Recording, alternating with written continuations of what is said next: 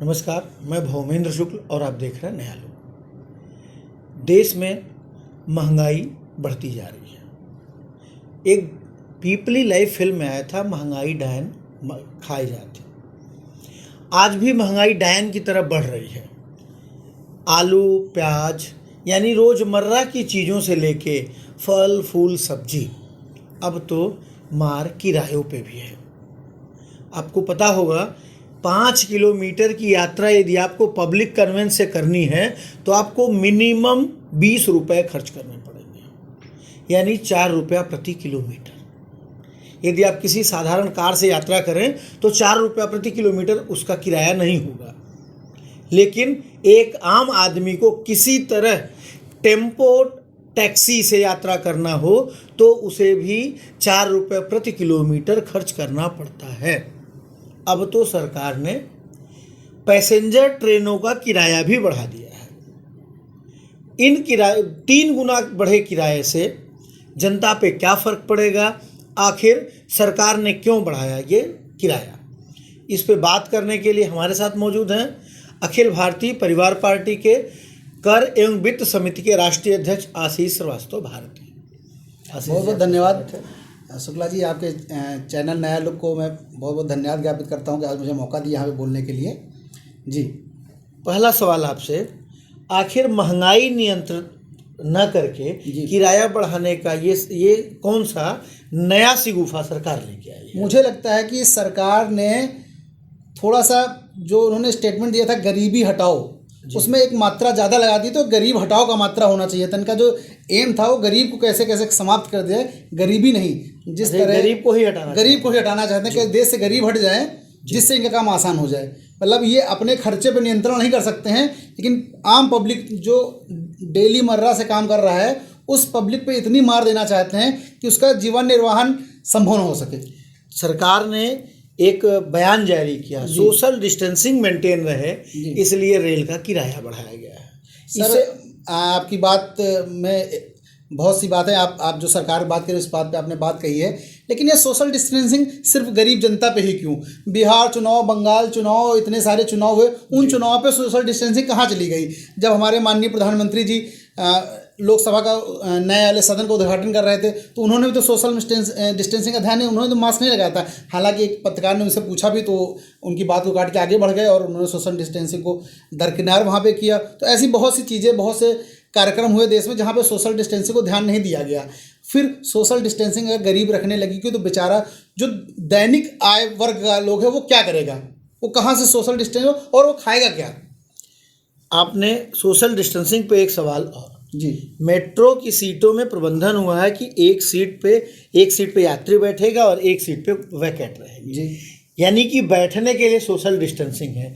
और यदि हम बीच के उसके हिस्से की बात करें तो खचाखच लोग पैदल खड़े होकर यात्रा कर रहे हैं जी। तो इस सोशल डिस्टेंसिंग को कौन देखेगा और इसके कौन मानदंड रखेगा? देखिए, जहाँ तक हम जानते हैं कि कोरोना जैसी महामारी से जो देश गुजरा है, जो आपातकालीन की स्थिति देश में, ये वाकई में बहुत भयावह है। और मैं जनता से और देशवासियों से अनुरोध भी करूंगा कि कृपया मास्क पहने, सैनिटाइजर का यूज़ करें और सोशल डिस्टेंसिंग बना सकते हैं तो बहुत ही अच्छा होगा। नहीं बना सकते तो हम सतर्क रहें, जिससे वो दूसरों को दिक्कत ना पहुंचे और खुद भी सावधान रहें और दूसरों को भी सावधान करें। यानी आप ये स्वीकारते हैं कि जो रेल किराया बढ़ाया गया सोशल डिस्टेंसिंग के नाम पे, वो सरकार ने किराया बढ़ाना बिल्कुल गलत है। सोशल डिस्टेंसिंग की चीज़ बची कहाँ है?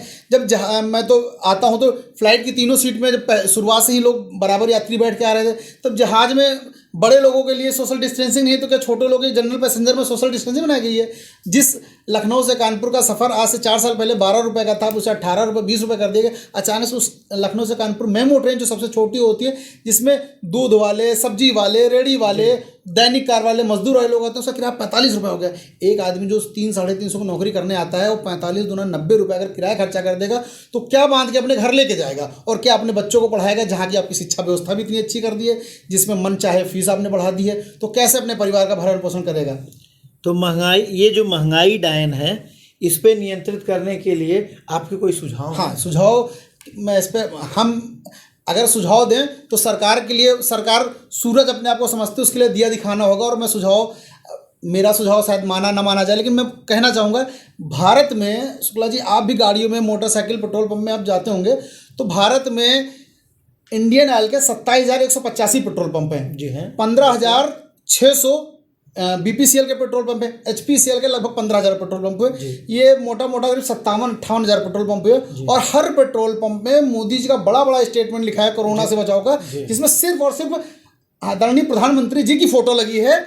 और एक जो होल्डिंग होती है लगभग 200 स्क्वायर फीट की होल्डिंग लगी है, जो हर एक पेट्रोल पंप में शायद आपने देखा भी होगा, वो लगभग 8x20 या 20x10 की, हाँ 20x10 और एक होल्डिंग अगर आप बनवाने जाए इतनी बड़ी होल्डिंग, तो मुझे लगता है कि 3 से 3.5-4 हज़ार रुपये होल्डिंग का बनवाई लग जाती है। और वो होल्डिंग जो सालों से लगी हुई, इसका खर्चा कितना आ रहा है, और इसको अगर आप 57,000 पेट्रोल पंप से गुणा करेंगे तो मुझे लगता है अरबों रुपए तो सिर्फ इसी जानकारी में दे रहे हैं। अगर ऐसे अपव्यय से देश बचें तो मुझे लगता है किराया बढ़ाने की ट्रेन की जरूरत नहीं होगी, उससे बहुत ज़्यादा पैसा ऐसे अपव्ययों से आ जाएगा सरकार का। आपको लगता है कि ये सरकार अपने पैसे से लगवाती है?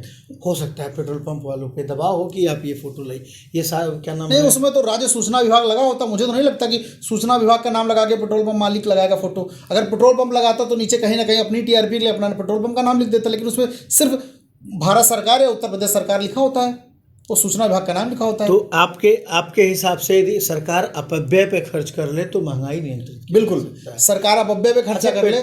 पेट्रोल का रेट आसमान छूता चला जा रहा है, इसके बारे में क्या कहें? देखिए पेट्रोल का आखिर क्यों रेट बढ़ कहीं ना कहीं सरकार आपदा पे अवसर की तलाश में, जैसे कि हमारे प्रधानमंत्री आदरणीय नरेंद्र मोदी जी ने कहा था आपदा पे अवसर, तो इन लोगों ने आपदा पे अवसर निकाला। मुझे वो समय याद है जब पेट्रोल 60, 62, 65 रुपये चल रहा करता था, जब डॉलर का रेट कम हुआ करता था। आज डॉलर 78 रुपये पे है और उस समय डॉलर 60 रुपये पे था। क्रूड ऑयल तो डॉलर में आता है, जैसे कि क्रूड ऑयल फॉरेन कंट्री से आता है, वो डॉलर में परचेज किया जाता है, और उस समय डॉलर का रेट 100 रुपये प्रति बैरल था। आज डॉलर क्रूड ऑयल अपने धरातल पे है 20 रुपये जैसा, निकटतम माइनस तक चला गया, जहाँ पे डॉलर के लोग खरीदार मार्केट में थे, फिर भी कंट्रोल कर 30 रुपये आ गया। मतलब क्रूड ऑयल का रेट अपने तिहाई हिस्से पे आ गया है, डॉलर बढ़ गया है, इसका बहुत सारा फर्क पड़ता है। लेकिन इन लोगों ने आंतरिक कर इतने ज़्यादा लगा रखे हैं जिससे कि ऑयल का रेट इतना ज़्यादा हो गया। अगर इसको सही से मैनेज करें तो हम आज भी 50 से 55 रुपये में फ्यूल आ सकते हैं। और इसी सरकार ने पिछली बार जब कांग्रेस की सरकार थी या मनमोहन सिंह की 2-3 सरकार चली, तो उन्होंने बहुत सारे आंकड़े प्रस्तुत किए कि देश में पेट्रोल 35 रुपये 30 रुपये में बिक सकता है, हमारी सरकार आएगी तो हम 40 रुपये में पेट्रोल बेचेंगे। बाबा रामदेव का बड़े बड़े बयान आ रहे थे कि पेट्रोल बेचेंगे, तो बयान कहाँ गए? तो सरकार सिर्फ पेट्रोल के कर से चलती है? नहीं चलती तो क्यों इतना कर लगा रही है भाई? आम जनता के सहायक कौन होगा? सरकार आम जनता का दर्द नहीं सुनेगी। दर्द सुनने के लिए अंबानी, अंडानी और बड़े बड़े पूंजीपति तो आएंगे नहीं। जी बिल्कुल नहीं आएंगे। मैं आपको 2008 का वो आंकड़ा बताता हूँ।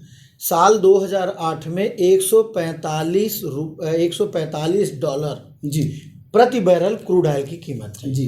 तब पेट्रोल 45 रुपये लीटर बिका करता जी था। लेकिन अब जब 67 डॉलर जी क्रूड ऑयल एक बैरल मिल रहा है, तो 100 रुपये हम सतत देखिए यहाँ पे थोड़ा सा एक फाइनेंशियल एक टर्मिनोलॉजी यूज़ होगी, मैं आपको बता दूं, शायद आपने कैलकुलेशन नहीं किया होगा। 2008 में डॉलर लगभग 35 से 36 रुपये था। उस समय डॉलर की मार, हमारा रुपया बहुत मजबूत था जी, और उस डॉलर कन्वर्जन से जब 145 होने के बाद ही हमारा फ्यूल कम पड़ता था। लेकिन चूंकि डॉलर हमारा लगभग 2.5 गुना में खड़ा हो गया है और इसलिए फ्यूल और बीच में महंगा बढ़ता गया। मतलब क्रूड ऑयल का रेट कम हुआ लेकिन डॉलर का जो कन्वर्जन कम हुआ, उस पर उसका इफेक्ट देखने को मिलता है। लेकिन उसके बाद भी कर रेट इतना ज़्यादा है। और जहाँ पर रही अगर डॉलर की बात, तो हमारे प्रधानमंत्री जी इस पर कहते थे कि डॉलर ICU में है, डॉलर बढ़ता है। तो मैं प्रधानमंत्री जी से और देश से अपील करना चाहूँगा, एक संदेश देना चाहूँगा, डॉलर ICU से निकल के वेंटिलेटर में आ चुका है, कृपया उसकी आप चिंता कर ले, नहीं मर जाएगा डॉलर हमारा, और रुपया वेंटिलेटर पे है। अच्छा, रुपया मजबूत हो, इसके लिए सरकार प्रयास कर रही है। देखिए रुपया, उनके बहुत सारे बयान आ रहे हैं, हम GDP बढ़ा रहे हैं, हम रुपया मजबूत कर रहे हैं। GDP बढ़ाने से नहीं बढ़ती। जो ग्रॉस डोमेस्टिक प्रोडक्शन होता है, ये जब आम पब्लिक पे बात आएगी, जब इंडस्ट्रीज बढ़ेंगी, ग्रो बढ़ेंगी, सारे व्यापार बढ़ेगा, तो GDP अपने आप बढ़ जाएगा और करेंसी का रेट अपने आप कम होगा। तो डॉलर INR का कन्वर्जन होता है वो अपने आप कम हो जाएगा। मैं आपसे बताना चाहूँगा कि GDP बढ़ाने के लिए एक्सपोर्ट इंपोर्ट के और सारे तरीके खोलने चाहिए। जब बाहरी देश के पैसे इंडिया में आयातित होंगे तो हमारे करेंसी बढ़ेगी। जब और 100% FDI सरकार लेती है तो अब और कौन सा गेटवे रह गया जो सरकार को खोलना चाहिए? 100%। आप ऐसा तो नहीं कह सकते यहाँ की उत्तर प्रदेश समेत भारत की जो ब्यूरोक्रेसी उसमें से भी खून चूस लेती है। नहीं, आप कहीं उधर तो इशारा नहीं कर रहे? हमें ये ऐसे भी कारण है, हमें एक्सपोर्ट पे बहुत फोकस करना पड़ेगा।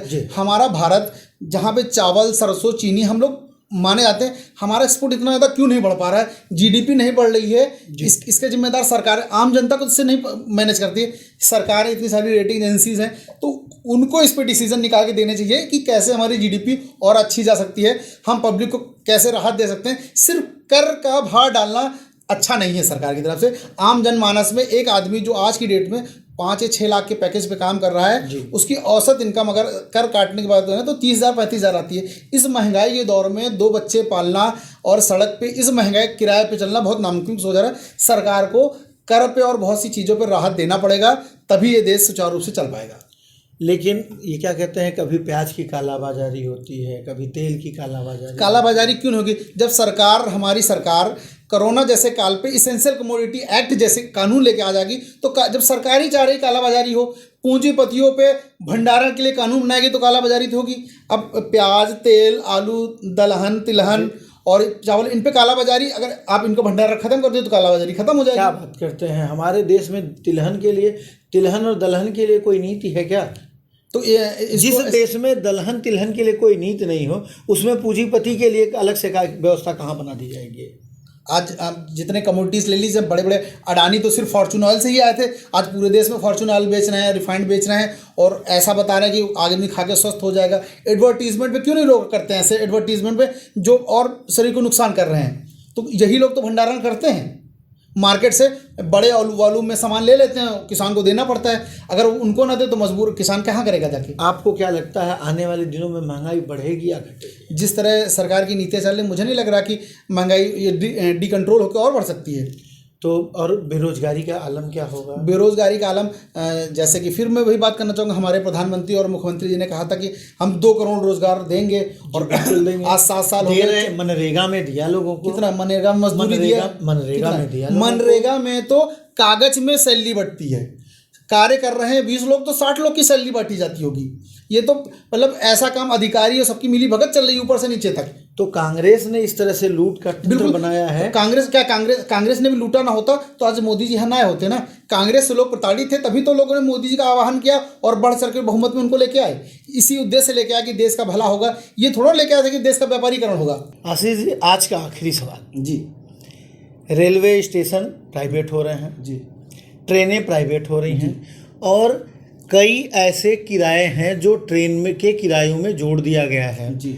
जैसे आपका समय के आधार पे यदि आप तत्काल ले रहे हैं तो जैसे जैसे क्या नाम है, हवाई यात्रा की तरह जैसे जैसे आपका समय जा रहा जी, उस तरह अब जो ये नई पैसेंजर के जो किराए बढ़ाए गए हैं। देखिए, फिर मैं आपसे बात करूंगा कि आपदा में अवसर निकालना, कैसे हर एक चीज़ को मॉनेटरी टर्म से पलटा जाए।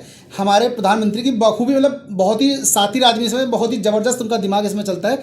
हर एक चीज़ को कैसे इसमें बेस्ट आउटपुट निकाल दिया जाए कि ट्रेन में आपको जल्दी जाना है तो और ज़्यादा किराया दे दीजिए, होली में आपको पहले रिजर्वेशन चाहिए तो ज़्यादा किराया दे दीजिए। मतलब हर एक चीज़ इकोनॉमिक फ्रंट में होता है। देखिए, मैं कहता हूँ देश में ज़रूरत नहीं कि हर जगह पैसा कमाया ही जाए। घर में हम लोग जब हम अपने परिवार में रहते हैं तो ज़रूरी नहीं कि हर जगह आउटपुट मिले। कुछ चीज़ें समाज के लिए भी करनी चाहिए, कुछ चीज़ें देश के लिए भी करनी चाहिए। तो आउटपुट हर जगह नहीं देखना चाहिए, क्योंकि देश चलाना एक बहुत बड़ा कार्य है, ठीक है। लेकिन इस तरह जो व्यवसायीकरण चल रहा है, इस व्यवसायीकरण को बिक्री की नहीं, प्राइवेटाइजेशन की नहीं, इसको प्रबंधन की जरूरत थी, इसको मैनेजमेंट की जरूरत थी। जब आज तक ट्रेन चलती थी तो सिर्फ इसको समय सारणी, एक प्राइवेट कंपनी उसी ट्रेन को चला के प्रॉफिट पे आ सकता है तो एक सरकारी कंपनी क्यों नहीं चला सकता है? इसका मतलब सरकार झूठा दावा करती है। जब एक व्यापारी उसको परचेज कर रहा है, अगर मुनाफा नहीं है तो व्यापारी खरीद क्यों रहा है? बिल्कुल नहीं खरीदेगा, ठीक है। और मुनाफा है तो सरकार बेच क्यों रही है? जी, अगर सवाल बड़ा है। मुनाफा है, ONGC से लेके LIC तक हर सारी चीज़ें बिक रही हैं, और बिकने का कारण सरकार चाहे जो दे रही हो। लेकिन मैं आपकी बात बोलना चाहूँगा, मैं आपसे कहना हूँ, मैंने BPCL के चेयरमैन का स्टेटमेंट कहा था। BPCL ने कहा था मुझे सिर्फ 1 साल का मौका दे दो, जितना में BPCL सेल हो रहा है उतना प्रॉफिट मैं 1 साल में कमा के दे दूंगा। क्या BPCL को 1 साल का समय नहीं देना चाहिए था? BPCL जैसे ऑर्गेनाइजेशन जिनके पूरे देश में पेट्रोल पंप में पूरे हैं, उनको 1 साल का टाइम नहीं देना चाहिए था? अचानक देश की ग्रोथ के लिए सिर्फ क्या बिक्रीकरण ही जरूरत है? अगर पहले निजी सार्वजनिकरण किया गया इन संस्थाओं का, आज निजीकरण क्यों? निजीकरण, अब ये बड़ा सवाल है। निजीकरण शायद अमेरिका के पैटर्न पे देश को ले जाना ये चाह रहा है। भारत अमेरिका नहीं बन इसलिए- सकता है। भारत अमेरिका कभी नहीं बन सकता। यहाँ पे भाई, हमारे यहाँ हर एक चीज़ का धर्म रखा गया है। पिता का पुत्र का धर्म है, माँ बेटे का धर्म है, भाई बहन का धर्म है, पड़ोसी का धर्म है, चाचा भतीजे का धर्म है। अमेरिका में क्या सिस्टम चलता है मैं आपसे बताना चाहूँगा। वहाँ बेटा 18 साल का हो जाता है तो उसको सेपरेट लाइफ दे दी जाती है, उसको सेपरेट मकान दे दिया जाता है, उसकी शादी होने में सेपरेट, उसके बच्चे होते हैं सेपरेट। वहाँ वो धर्म नहीं चलता। वहाँ इंडिविजुअल लाइफ पे बिलीव करते हैं, हमारे यहाँ सार्वजनिक लाइफ पे बिलीव करते हैं, हम फैमिली का चल। तो भारत अमेरिका कभी नहीं, हम वसुधैव कुटुंबकम का विचारधारा पर चलती है। और भारत अमेरिका नहीं बने, ना हम चाहते हैं कि भारत अमेरिका बने। हम लोग जिस प्यार मोहब्बत से रहते हैं वो हमें नहीं चाहिए। यानी कि महंगाई बढ़ेगी, महंगाई डायन की तरफ बढ़ती जाएगी, वो आम जनता को स्वीकार करना पड़ेगा। आम जनता कर क्या सकती है जब आम जनता बोलना ही नहीं चाहती है? आम तो जनता स्वीकार करना ही पड़ेगा। आम जनता विरोध करना जानती है, विद्रोह करना जानती है। आम जनता अपना गुबार निकाल सकती है। कैसे निकालेगी? आम जनता तो दाल रोटी चावल में ही व्यस्त है। आम जनता 2014 में आम जनता ने नहीं निकाला। आम जन 2014 में बड़े बड़े बैनर निकलते थे, बहुत हुई महंगाई की मार, अब की बार मोदी सरकार, बहुत हुए सिलेंडर पर वार, अब की बार मोदी सरकार। वो ये डायलॉग मारने वाले हमारी नेत्री स्मृति ईरानी जी कहाँ चली गई, जो सिलेंडर लेके बैठ गई थी, महंगाई की बार खाई जा रही थी। आज नारी पे जो अत्याचार हो रहा, कहाँ चली गई स्मृति ईरानी जी? आज वृद्धों नहीं दिख रहा। 300 रुपये का सिलेंडर महंगा था, 800 रुपये का सिलेंडर महंगा नहीं ना चला रहा। कतई महंगा नहीं है। वो आम जनता, जब जनता को फ्री में सिलेंडर बांटा गया है तो उसका कीमत कहीं ना कहीं वसूलना था। नहीं, कहीं फ्री में नहीं बांटा गया, हमारे आपकी सब्सिडी को हटा के ही बांटा गया। आज आपकी सब्सिडी नहीं पड़ती होगी, हमारी सब्सिडी नहीं पड़ी। एक टेलीफोन का कॉल आता था कि आप सब्सिडी, गलती से किसी ने अगर कोई बटन दबा दिया, गाँव के बेचारे मासूम लोगों से बटन दबी जाता है, टच फोन बटन जाता है, उनकी सब्सिडी हट जाती थी। और उस सब्सिडी को लागू अब करा ही नहीं सकते दोबारा। आप चक्कर लगाते रहेंगे, आपकी सब्सिडी लागू नहीं हुई। इस तरह से बहुत से लोगों की सब्सिडी खत्म कर दी गई है और वही उन्होंने फ्री में बांटे। यानी कि आने वाले दिनों में पेट्रोल के दाम और बढ़ेंगे, डीजल के रेट और बढ़ेंगे, साथ ही बढ़ेगा किराया। इन किराया के साथ बढ़ेगी महंगाई, आपके रोज़मर्रा की चीज़ें, किराना का सामान, फल फूल और सब्जियां। और सबसे ज़्यादा परेशान होगी तो वो होगी आम जनता। यदि आपको जीना है तो बस उसी तरह जीना है जिस तरह से एक पुरातन कहानियों में सुना करते थे। एक राजा है और उसकी जनता किसी तरह अपना गुजर बसर करती थी। अब राजाओं का रूप बदल गया है, भगवाधारी हो गए हैं। इन भगवाधारी राजाओं के साथ जनता किसी तरह अपना जीवन गुजर बसर करेगी। आशीष जी, आप हमारे स्टूडियो हैं, बहुत बहुत धन्यवाद। इस तरह के कई और संवाद हम आपको दिखाएंगे। देखते रहिए नया।